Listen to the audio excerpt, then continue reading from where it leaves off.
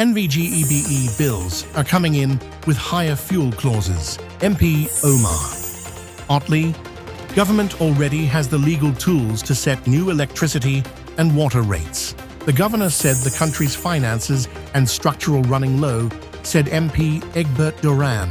KPSM seeking public assistance in severe ill-treatment investigation.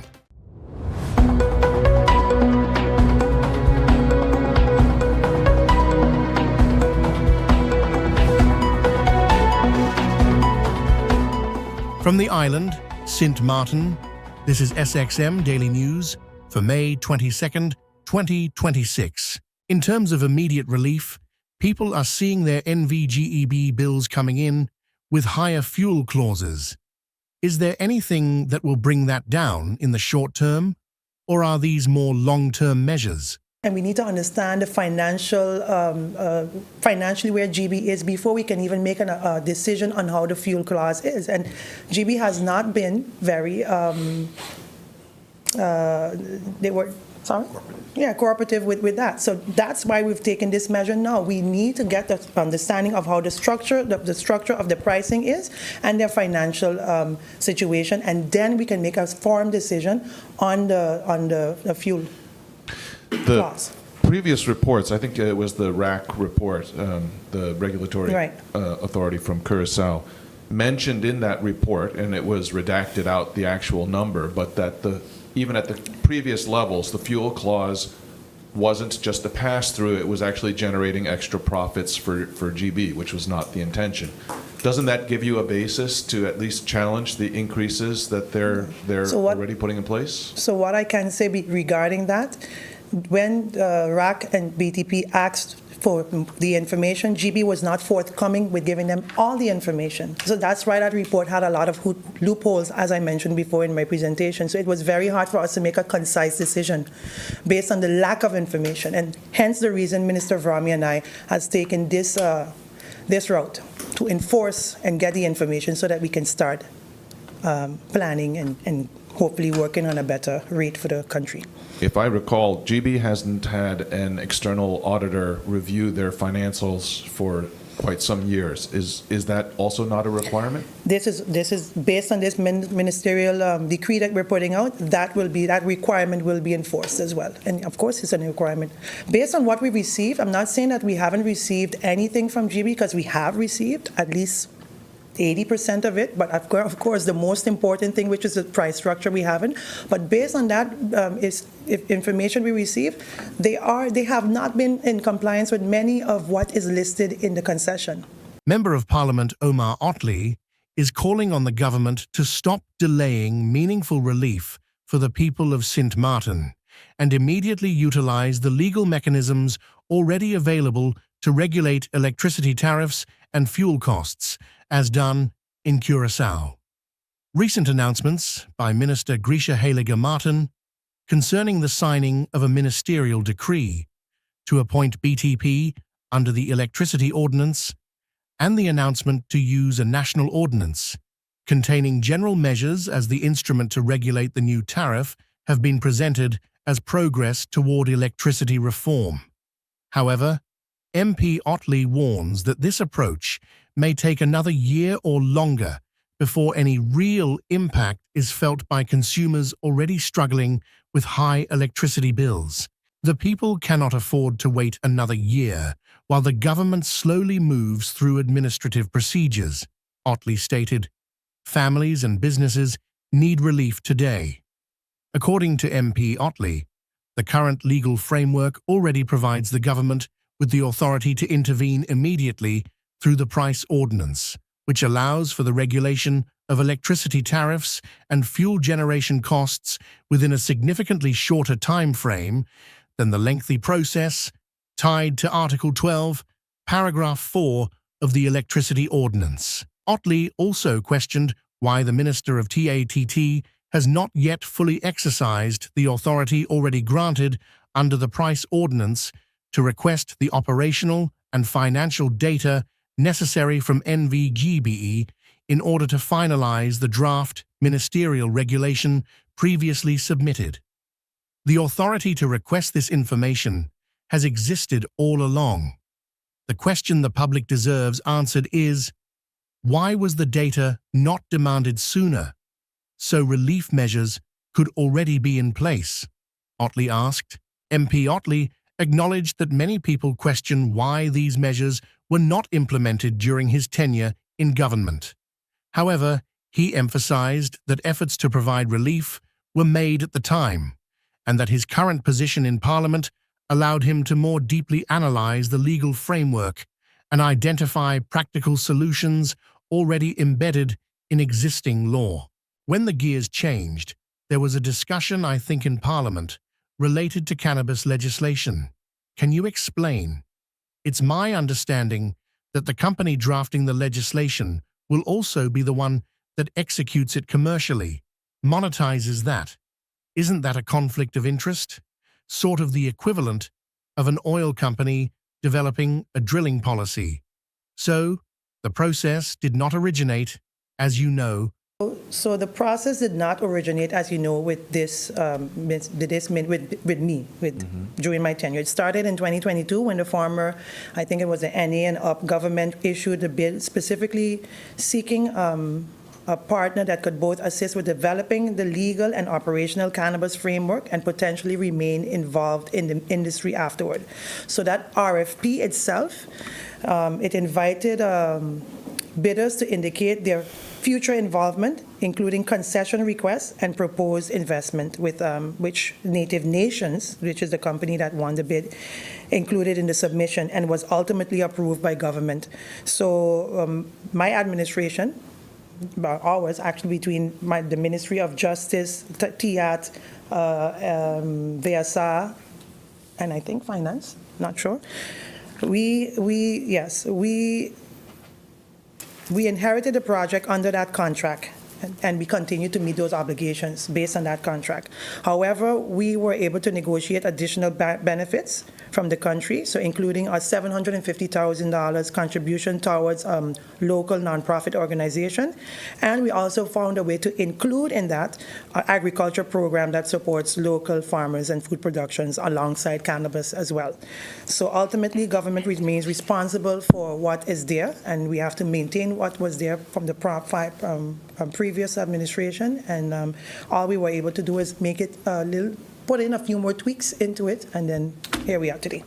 And ultimately, what is government's interest in seeing this pass? Is it for judicial reasons? Is it for tax income? Based on what is there, because based on what we receive, it's both for judicial and economic reasons. The Department of Statistics, STAT, reports stable consumer prices in St. Martin for Q1 2026. The Consumer Price Index, CPI, key measure of everyday costs, reached 115.78, a modest 0.43% increase from Q4 2025, 115.28, and 0.66% year-on-year from Q1 2025, 115.02. Keynote on data collection. CPI prices are collected during the first 2 weeks of each month, followed by validation, a detailed review, in the third or fourth week. A fuel price surge began after the second week of March, coinciding with the war in Iran. As a result, Q1 2026 CPI was not affected as severely as expected. Offsetting factors included a decline in housing costs as more affordable apartments entered the market. Major CPI categories: weight quarterly and year-on-year changes. Category weight percent Q1 2026 versus Q4 2025, percentage change Q1 2026 versus Q1 2025, percentage change. Housing, water and energy 36.1%, 0.57%, 1.57%. Transport 14.6%, 0.68%, 2.45%. Miscellaneous goods and services 13.4%, 0.65%, 1.0%. Food and non-alcoholic beverages 7.2%, 0.78%, so 1.29%. The above-mentioned categories are the variables that have the largest influence on price. Inflation annual trends. Q1 2026 versus Q1 2025. Overall CPI rose moderately, 0.66%, but key categories showed notable year-on-year shifts. Food and non-alcoholic beverages, 1.29%, driven by food products, NEC, 16.07%, and coffee, tea, and cocoa, 1.83%. Transport, bon 2.45%, led by transport services, 3.58%, which in turn was primarily driven by subcomponent transport by air, 13.88%. Miscellaneous goods and services, 1.0%, declines in financial services, NNEC, 4.69%, and personal care, 2.54%. Housing, water and energy, 1.57%, pulled down by electricity, gas, and other fuels, 7.64%, mainly electricity, 9.78%. Fuel and fuel clause, key drivers amid island-wide discussions. Fuel prices for vehicles, a topic of significant concern for every resident of St. Martin, experienced notable increases during the first quarter of 2026. As shown in Table 2, gasoline prices increased by 6.8% and diesel prices by 9.8% compared to the fourth quarter of 2025. On a year-on-year basis, Q1 2026 versus Q1 2025, gasoline prices rose by 5.0%, while diesel prices increased by 10.8%. Meanwhile, the overall Consumer Price Index, CPI, remained relatively stable. The fuel clause, Table 3, recorded a modest 0.53% quarter-on-quarter increase, Q1 2026 versus Q4 2025, but declined 16% compared to Q1 2026, helping to ease inflationary pressures. In summary, the most heavily weighted housing, water, and energy category, 36.1%, recorded a year-on-year decline of 1.57% with a fuel decline of 0.33% in Q1 2026 compared to 0.39% in Q1 2025. However, the offset movements in other subcategories contributed to keeping overall CPI growth modest at only 0.66% in Q1 2026.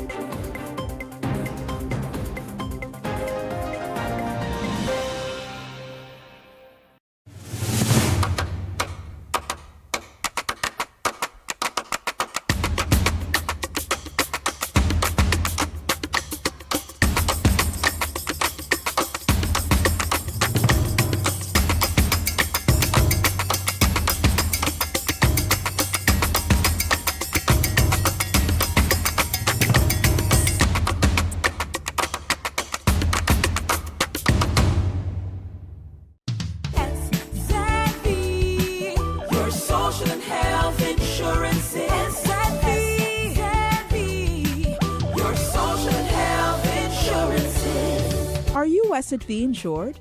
Do you have a valid medical insurance status? SXM is cardless. Request your My SXM account today and enter the virtual office of SXM. Go to sxv.sx and sign up now. SXM, yeah. Your social health insurances.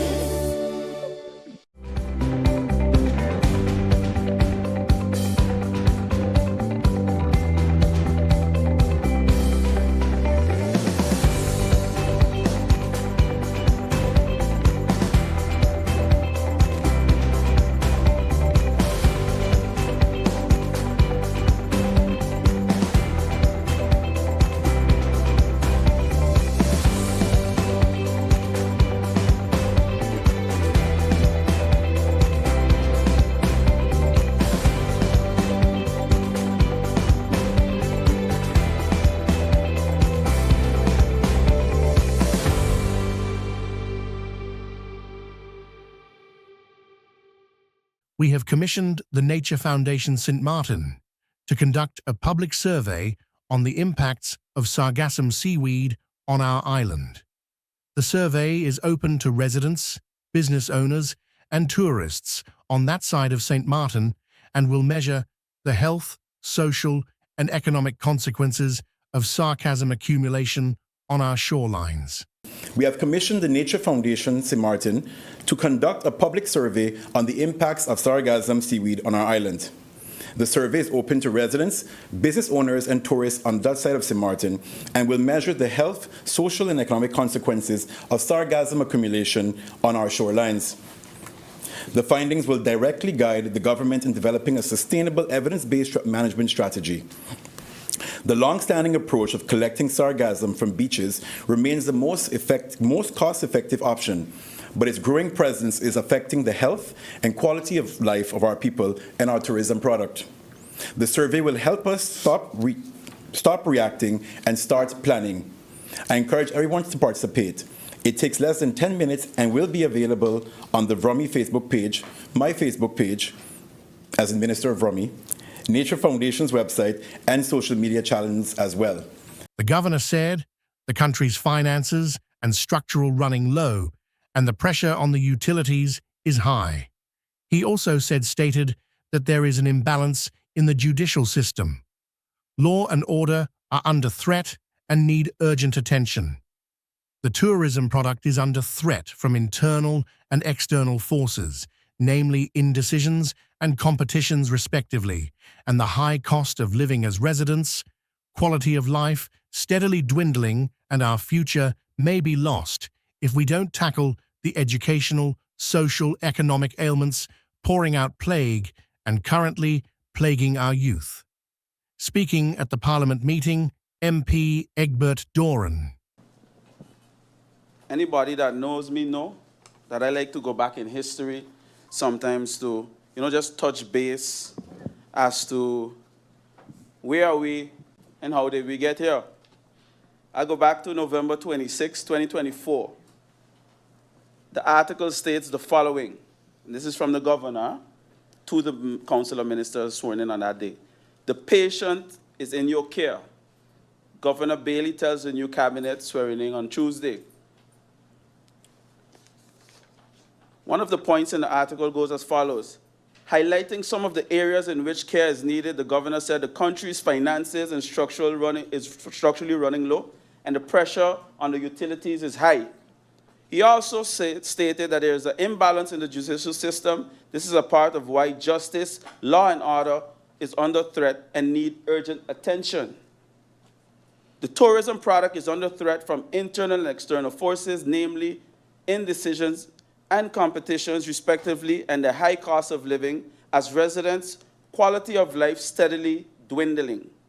And our future may be lost if we don't tackle the educational, social, economic ailments pouring out, and currently plaguing our youth. Although, and this is important, politics plays a role and a hand in all that is going on, and although you're all politicians, you are persons first.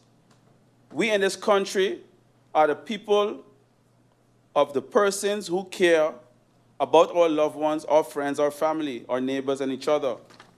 It goes on to state in the end, you, Prime Minister, ministers, are the group that has been indirectly, democratically chosen by the people of St. Martin to give our country care as it needed the most. I will repeat this sentence, and I will proceed to dissect it as well. Prime Minister, ministers, you are the group that has been indirectly, democratically chosen by the people of St. Martin to give our country the care it needs at this moment.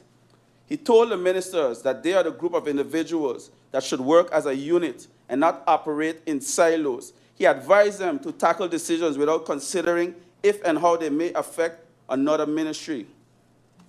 Madam Chair, if you ask me, that went in one ear and come out the other. Because all we've seen over the last 2 years almost is ministers operating in silos.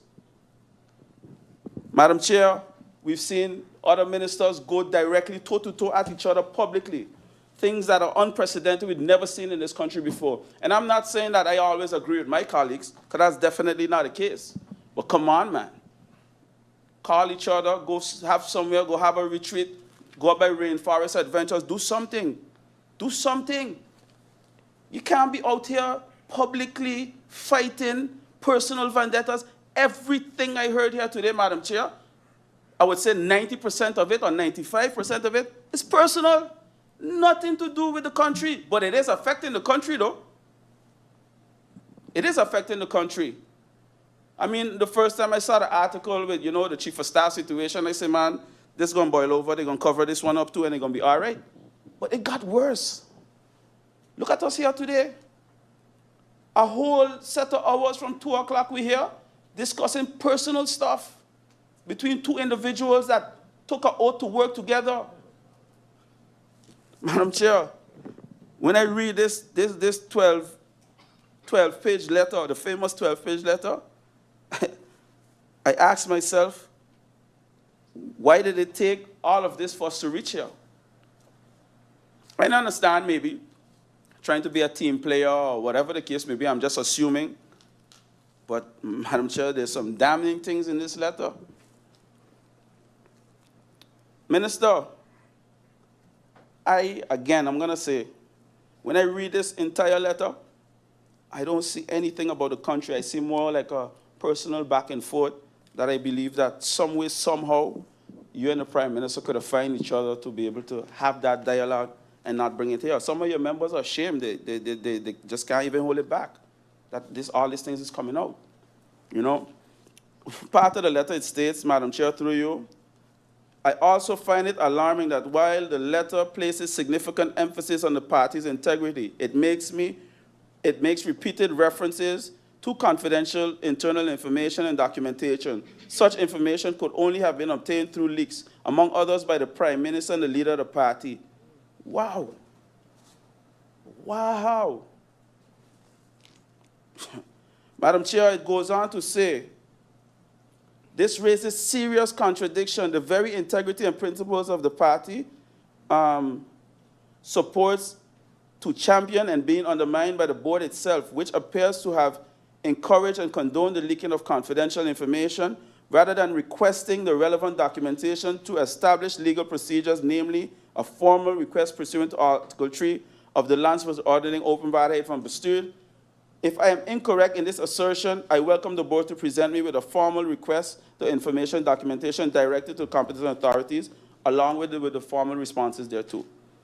It goes on to say, additionally, it cannot go unaddressed the lack of integrity of your person reflected in the actions you have spearheaded since the onset of my appointment, including placing two individuals in my cabinet with explicit instructions to gather information against me in order to remove me from office within 3 months. Here we are a little over a year down the line, so they missed that deadline. But, Mr. Minister, how were you able to function in all of this turmoil? Through you, Madam Chair, that's a question. How? I really want to know. MP Dimar Labega, I myself am not here to be a judge or a jury. You know, we all make mistakes, as you stated. As a team player, we would love for these things to be worked out internally. But I think at this point, how would that work? Some other MPs have asked that question, which is my main question to you. How do you see yourself moving forward from a party that has written you all, for lack of better words, want nothing to do with you? The Honourable Minister of VSR, I want to thank you for your presentation. It's no doubt that you spoke very passionately, and it's something that has been on your chest, so to speak, for a very long time. It's quite unfortunate that we are sharing this in this setting. A lot of press releases have came out from your end, the board end, the Prime Minister's end via the board. Something like this is a lot of personal stuff. MP just went through your 12-page letter that was released in the public sphere maybe a month now. I myself am not here to be judge or jury. You know, we all make mistakes, as you stated. As a team player, we would love for these things to be worked out internally. But I think at this point, how would that work? Some other MPs have asked that question, which is my main question to you. How do you see yourself moving forward from a party that has written you off, for lack of better words, want nothing to do with you? I don't know. In that letter, you stated that you would like to move forward with the party, I believe, if I'm not mistaken. You could correct me if I'm wrong, but that was a month ago. How is your feeling now? How do you see going to COM? How do you see working with the other members in COM? Is there a need? Can you fulfill your function independently of the support of your party? What is the status of your chief of staff? Are they now back working in the building? If not, how do you foresee that? So in a team, sometimes there's no right or wrong per se. But if the relationship is not working, then somebody has to go, which is alluded to here in Parliament. Some say both should go. Some say if one go, all should go. In a perfect world, nobody should go. We'll all be able to work together. So my main question to you is, how do you see yourself moving forward? Or even, do you want to move forward? That's a good question as well. Do you want to move forward in this situation, this constellation? So those are my questions to you.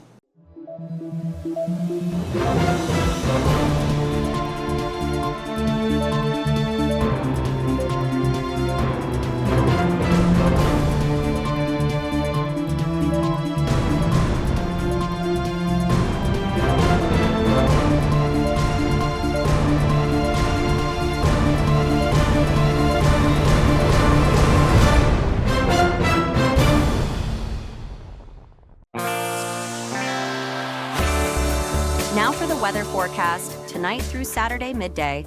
Occasionally cloudy and slightly breezy with isolated showers and light haze. Surface winds, tonight through Saturday midday.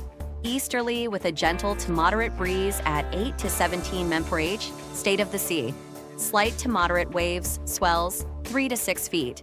Outlook through Sunday midday. Occasionally cloudy and slightly breezy with isolated showers and light haze.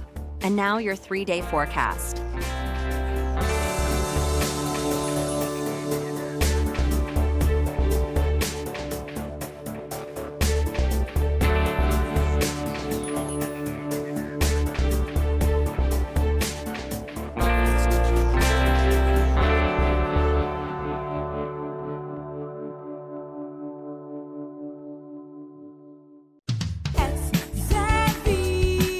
Your social and health insurance is your social and health insurance. Are you SXV insured? Do you have a valid medical insurance status? SXV is cardless. Request your My SXV account today and enter the virtual office of SXV. Go to sxv.sx and sign up now. Your social and health insurances.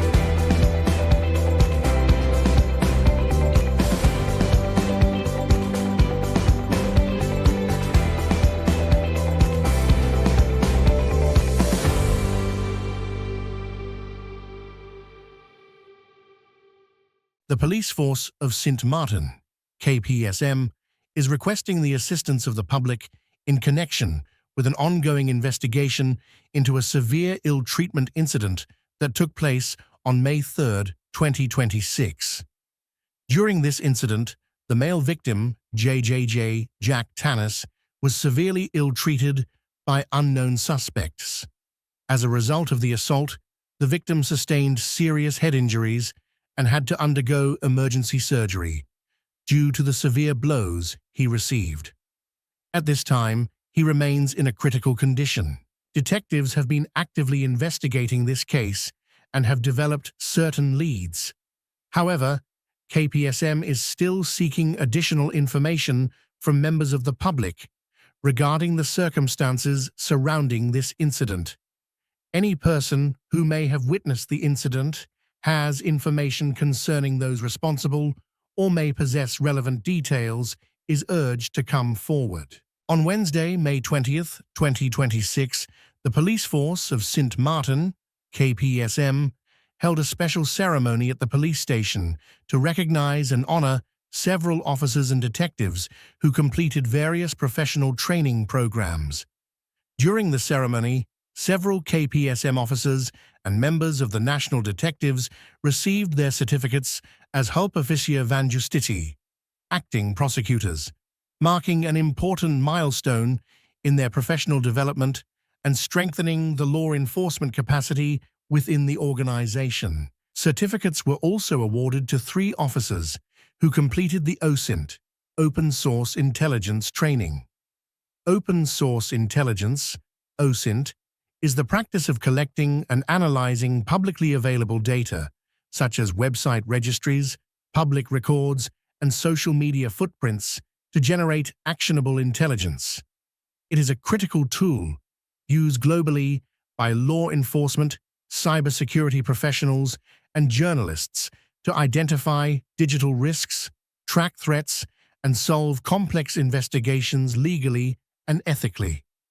In addition, several detective officers received certificates after completing the case file preparation training, dossier vorming. The ceremony was attended by representatives and personnel of the prosecutor's office, members of KPSM management, fellow officers, invited guests, and other personnel who gathered to support and recognize the achievements of their colleagues. KPSM extends its sincere appreciation to the coordinators and organizers who made these training opportunities possible, particularly ORV, led by Director Dr. Ms. A. Falbrew, and her delegation from the Institute in Curaçao, who attended the ceremony. Special thanks are also extended to the College Van Korpschefs, Board of Chiefs of Police, for their continued support and contribution in making many of these training initiatives possible. KPSM recognizes that ongoing education and training remain essential to maintaining a professional and capable police organization and enhancing service to the community. The police force of St. Martin congratulates all officers and detectives who completed these training programs and wishes them continued success in their careers. This is our SXM Daily Newscast. Thank you for joining us.